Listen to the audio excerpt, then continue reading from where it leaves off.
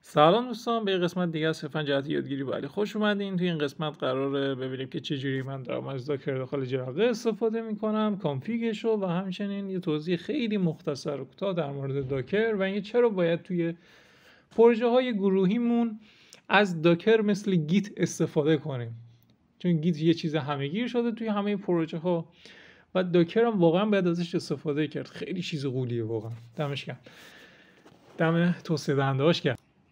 و دو جزء اصلی داکر از کانتینر و ایمیج. کانتینر و ایمیج قضیه به این صورته که کانتینر رو یه فضای کاملا خالی در نظر بگیریم، ایمیج رو یه سری پکیج در نظر بگیریم. خب این فضای خالیه، آره مثلا ما میگیم کامپیوتر. این پکیج رو هم یه CD در نظر بگیریم. اینو ما میایم میریزیم توی این کامپیوتره و ازش استفاده میکنیم، کاری که ما الان روی سیستم خودمون هم داریم انجام میدیم، مثلا سیستم عامل روش نصب میکنیم یا هر جور موارد دیگه. کانتینر کاملا خالی و ایزوله است. اوکی. از این کانتینر ما میتونیم روی سیستم های مختلفی استفاده کنیم. حالا مستقیم خود کانتینره نه، از خود این ایمیجه. داکر میاد چیکار میکنه؟ مثلا من دارم از لینوکس استفاده میکنم، همکار من داره از ویندوز استفاده میکنم. اوکی. هر دوتامون ولی داکر روی سیستم خودمون نصبه.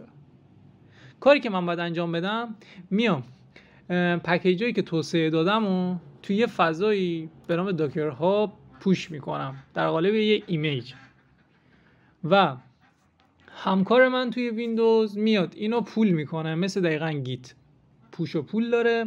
همکار من میاد اونو پول میکنه روی یه کانتینر که پکیجاشو قرار از این ایمیج بگیره، اینو نصبش میکنه و از اون بدون مشکل استفاده میکنه. دو تا سیستم عامل کاملا متفاوت، ولی با استفاده از داکر ما دیگه اون محدودیت‌های بین لینوکس و ویندوز رو نداریم و پکیج همون جوری که برا من اجرا میشه روی سیستم من اجرا میشه، روی سیستم همکارم هم اجرا میشه.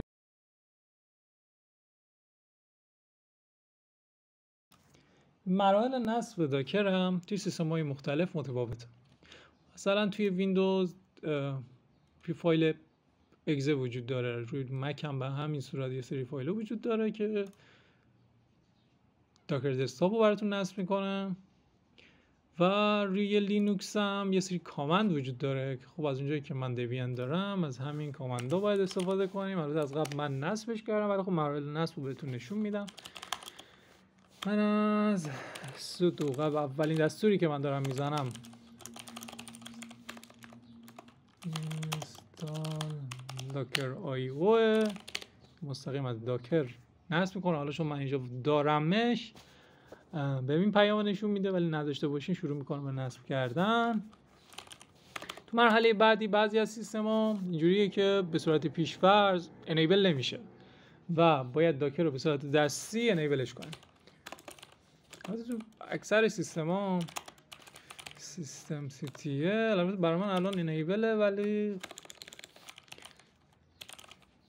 یا حالا اکتیوش کنیم، ولی خب مثلا فقط بهتون نشون بدم، ولی برای من به صورت پیش‌فرض همون اول اکتیو شده، اصلا مشکلی نداشته. ولی خب چنین چیزی پیش میاد دیگه. اگه یه موقع دیدین خب جواب نداده، احتمالاً به خاطر اینه. بیاین اینجا دستور استاتوس رو بزنین، اگر اینجا اکتیو بوده که پیچ دیگه اوکی، اگر نبوده که از همون دستور اکتیو کردن و بعدش هم انیبل کردن و بعد ما انیبلش کنیم اکتیو هم میشه دیگه. برای اینکه ببینم مثلا داکر هست روی سیستم من یا نه، میتونین داکر ورژن رو بزنین. معمولا داکر اولین دستوری بعد از نصب میگه اجرا کنی استفاده از داکر ران هلو ورد. هلو ورد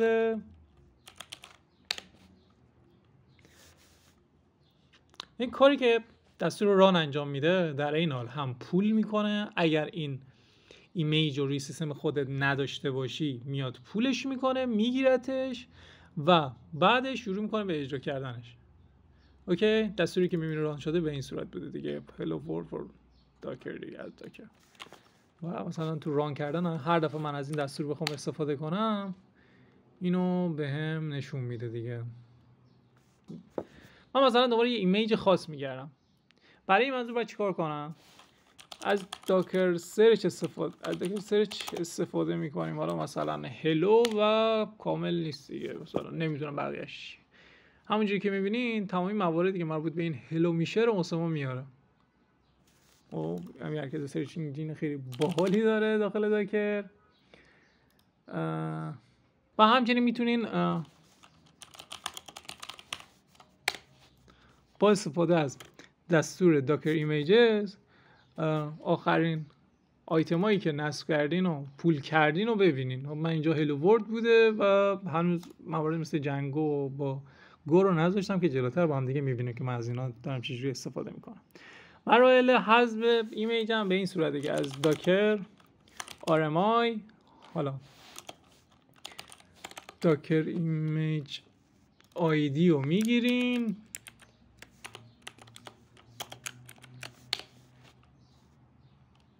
میدارید تو ماست. اوکی میگه فورسش کن.